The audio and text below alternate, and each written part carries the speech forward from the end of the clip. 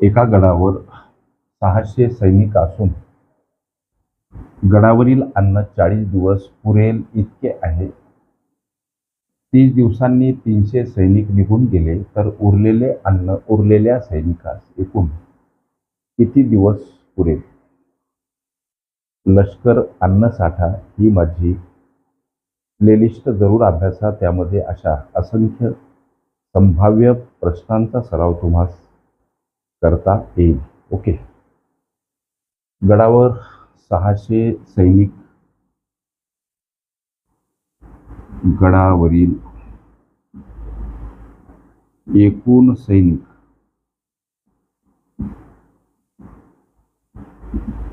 600 आहे आणि या 600 सैनिकांना 40 दिवस पुरेल इतका अन्नसाठा आहे. 600 गुणिला 40 करा, हा गुणाकार 6×24, त्यावर हे 3 शून्य. याचा अर्थ गडावर 24,000 डब्बे एवढं अन्न आहे. गडावरील एकूण सैनिक 600 गुणिला 40, हा गुणाकार 24,000 डब्बे अन्न गडावर आहे. आता झालेला बदल.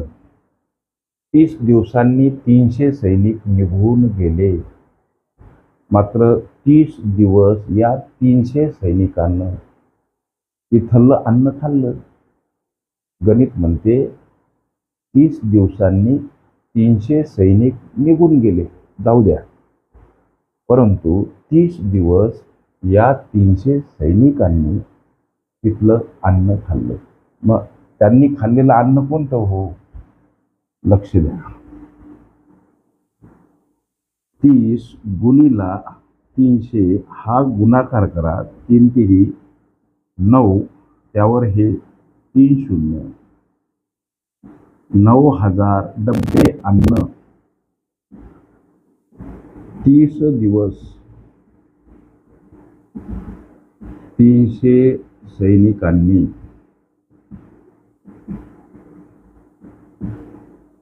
खाल्ले किंवा सेवन केले.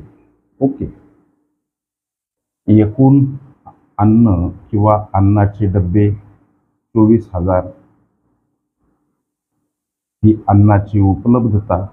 त्यामधून 30 दिवस खाल्लेलं 300 सैनिकांनी किती अन्न आहे? 9,000 डब्बे. सर, हे 30 दिवस 300 सैनिकांनी खाल्लेलं अन्न अर्थात 9,000 डब्बे, ही वजाबाकी 0 0 0 आणि 15 9 24, 15,000 डब्बे. लक्ष द्या. अर्थात गडावर आता केवळ 15,000 डब्बे एवढे अन्न शिल्लक आहे. आता हे शिल्लक असलेलं 15,000 डब्बे अन्न, आपल्याला प्रश्न विचारला, उरलेले अन्न उरलेल्या सैनिकास एकूण किती दिवस पुरेल? एकूण सैन्य किंवा सैनिक, एकूण सैनिक 600 होतं. 30 दिवसांनी 300 सैनिक तिथून निघून गेलं. आता गडावर असलेलं सैन्य किंवा गडावरील उरलेले, गडावर आता 300 सैनिक उरले आणि गडावरील अन्न 15,000 डब्बे एवढं उरलं. म्हणून काय करायचं लेकरं हो? 15,000 हे अन्न आहे डब्याच्या स्वरूपात, याला 300 न भागायचं. या 2 शून्याला हे 2 शून्य गायब आणि हा भाग लेकरांनो 50 न जातो. हे उत्तर आलं दिवसामध्ये. अर्थात उरलेले अन्न उरलेल्या सैनिकास एकूण 50 दिवस पुरेल, हे या प्रश्नाचं उत्तर पर्याय क्रमांक डी मध्ये दर्शवलेलं आहे.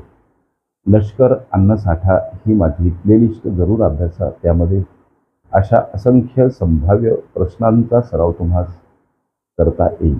ओके.